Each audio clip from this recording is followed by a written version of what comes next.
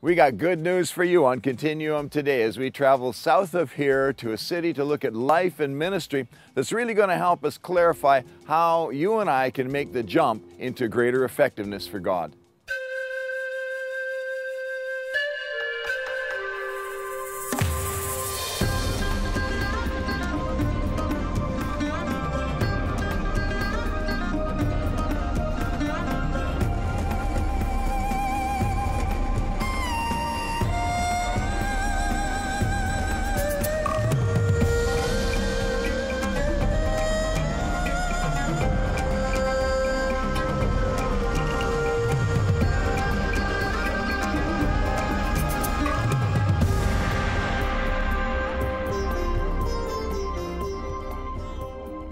You've seen the city of Pattaya on Continuum a few times, but we're going to take an in-depth look today at ministry and life that goes on there through a wonderful woman. This is Margaret Grainger that you're going to meet today. She's from Australia and really an important part of our church and an important part of the ministry. It's wonderful working together with her. But what we see in Margaret's life is she's kind of really the, here I am, Lord, what do you want me to do kind of person, you know. And I know that you and I have that cry in our hearts all the time. God, here I am, you know, use me to more and greater effectiveness. And of course, we've been talking about how to make the jump into greater effectiveness on Continuum this year. And that's really our heart, is we want to be able to mobilize you as a believer into your Great Commission destiny. And as we watch this story unfold today, as Margaret came as an unbeliever, a young woman teaching, wanting to see the world, and into Thailand, basically God arrested her life and she found herself on her knees saying, God, what do you want me to do? And her story really is one of, you know, just could be anybody sort of person. And yet God got a hold of her and has taken her, and she amazes herself at what God has done through her, really in such a tremendous humility, but an excitement and exuberance. You know, you're going to love Margaret. But the idea is that we really want you to get a hold of how God can capture your life through this simple obedience on our knees, looking up and saying, God, what is it that you want me to do? Hi, I'm Margaret Grainger, and I came to Thailand about 13 years ago. And I was a school teacher in Australia for 7.5 years, and my plan was I wanted to see the world. So Thailand was my first point of destination, and I came and I got a job teaching in a school in Bangkok.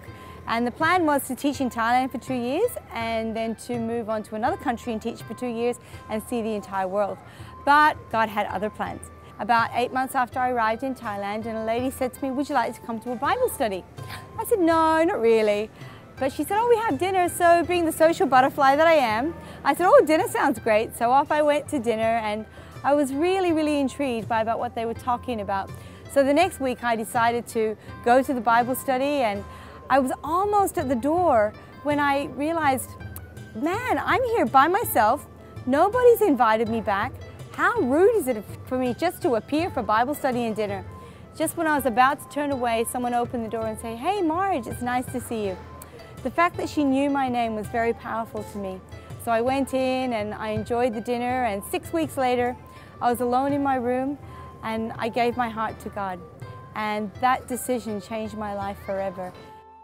Margaret plugged herself into a local church and immediately began to cry out to God. Lord, what would you have me do? I want to do something for you that no one else is doing. God answered her in a way she had never experienced. I'd been a Christian for about 4 months now, and I went to a prayer meeting. I saw this vision of children on South Pattaya Road, and that's one of the major roads here in Pattaya.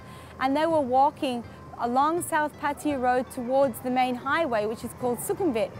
And they had so much food and money and clothing, they were giving it away, and they were worshiping God. And as they worshiped God and they walked down the road towards the main highway, all the adults came out of the houses, and the children preached the gospel to the adults, and the adults got saved.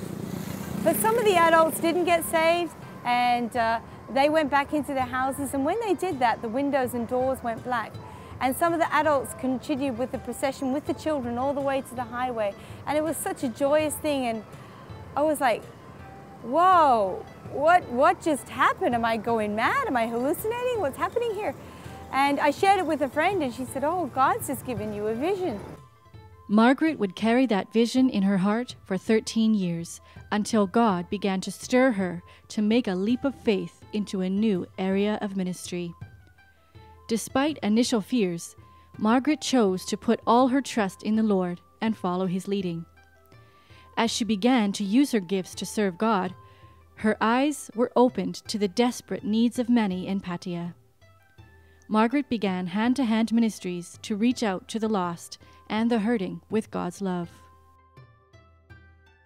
These ministries encompass 3 different areas: prison ministry, preschool, and an outreach to older children in the afternoons and on Saturday afternoons as well. We opened up the hand-to-hand center with a very small 1 room, but we very quickly outgrew that. We started just by doing outreach on two nights every 2 weeks.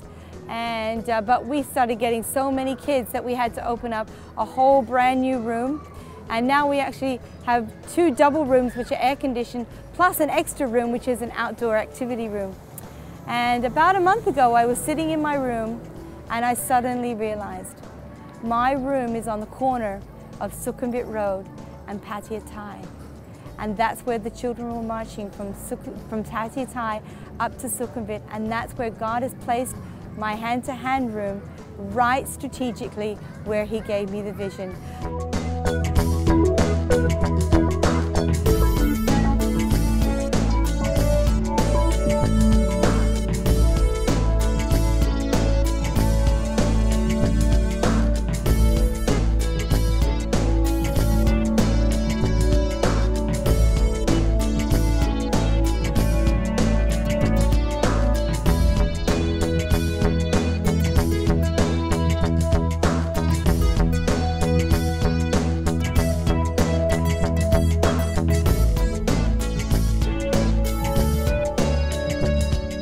These kids take what they're learning here and they bring it back to their parents so that their parents can be encouraged with what's being taught and what the children are learning. Their children actually become the witnesses in their lives, which ultimately leads them to the Lord.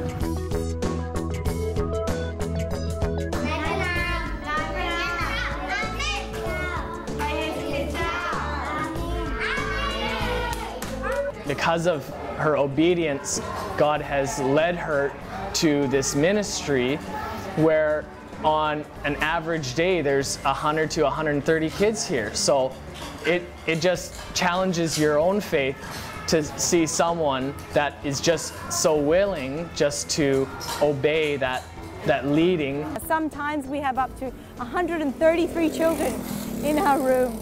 And so many people helping us, supporting us. It's just God's blessing upon us.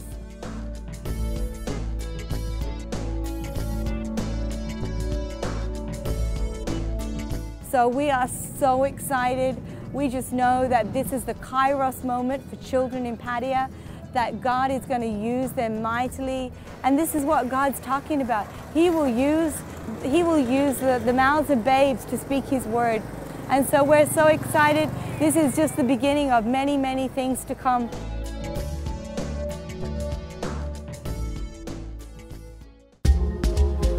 When I first got to Thailand, I didn't know what to expect for comfort food, but I found some, like roti here. And I was just wondering, would I find things like I enjoy, like chocolate and cake and things like that? But you know what? Sometimes you just gotta find the comfort food you like.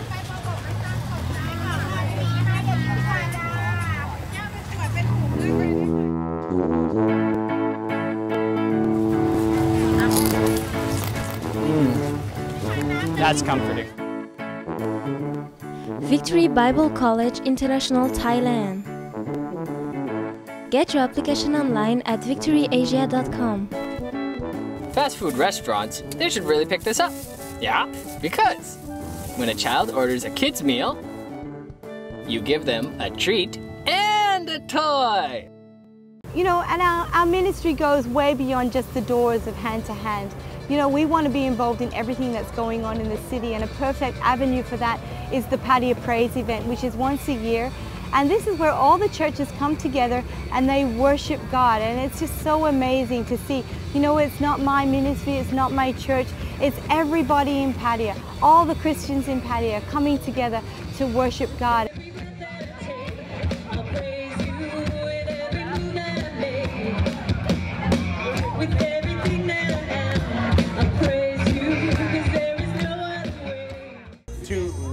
A week now we've been here in Pattaya, and it is quite different, to say the least. We actually have to go through Walking Street right now in order to get our Song Tao to get back to our place, so it's really interesting. But I love the raw brokenness of people, and that they're not no one's hiding, and so it's really easy to talk actually, and I like that.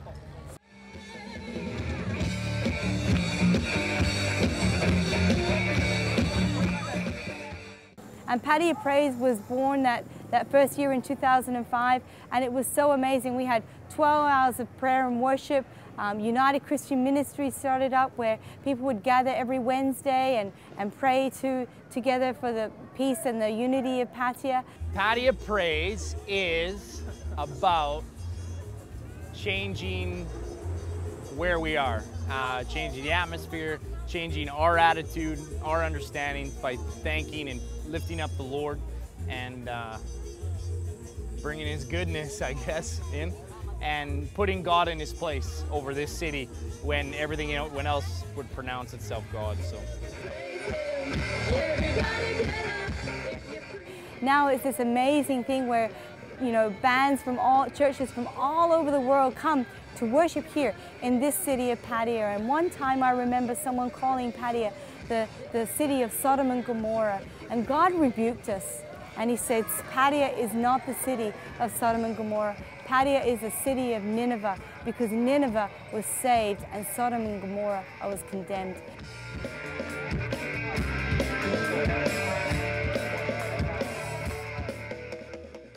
Pattaya Praise will bring a benefit of, for one, a lot of people just came, and I believe a lot of people were impacted and touched, as well as the church is encouraged. It stirs unity among the churches as well.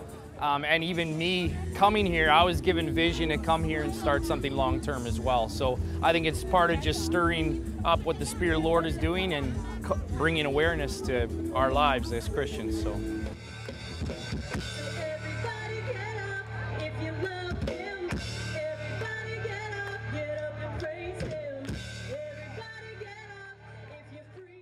And I said to God one day, I want to do something for you that nobody else is doing. And so you know what, when you ask God for something like that, you know He's going to give it to you.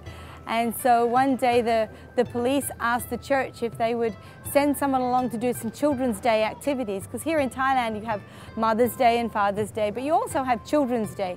No one was going to the prison, no one was ministering to these kids who were in there, and I thought, this is what I have to do. And I just knew, with a peace that surpasses all understanding, I knew a knowing without someone having to tell me physically that God was saying, I'm giving this to you as a gift. And so I went along to the police station and dressed up as a clown and did some goofy kind of things. And I started going in, and I was praying for people. And I was praying prayers like, God, help them. And yeah, he's sick. And yeah, can you heal him? And I think that's it, amen. And people are getting healed, people are getting saved, people are getting delivered. I was so amazed. Basically with the prison ministry, we visit the 3 local lockups 3 times a week, and we go and we take food and water to the people in prison. We also attend to their medical needs when we can, and also give them food as well. But our main purpose is to go and share the love of Jesus with these people. And so we have many volunteers that come and help us with this.